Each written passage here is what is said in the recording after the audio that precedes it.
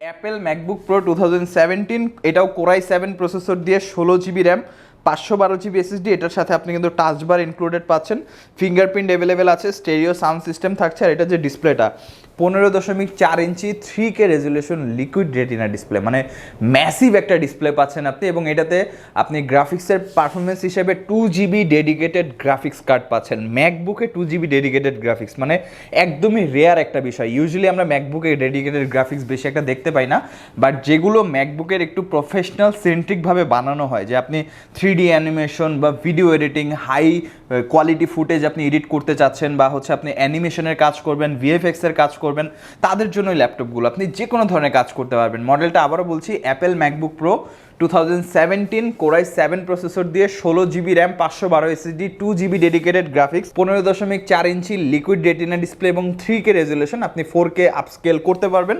একদম super fresh condition, ব্যাটারির backup 4 থেকে 5 ঘন্টার উপরে ব্যাকআপ থাকবে, যে কোনো ধরনের কাজ করা পসিবল। প্রাইসটা হচ্ছে 85,990 টাকা। এটা এই কনফিগারেশন ওয়াইজ যথেষ্ট ডিসেন্ট প্রাইস, কারণ এটার ব্র্যান্ড নিউ প্রাইস ছিল $3400, $3,499।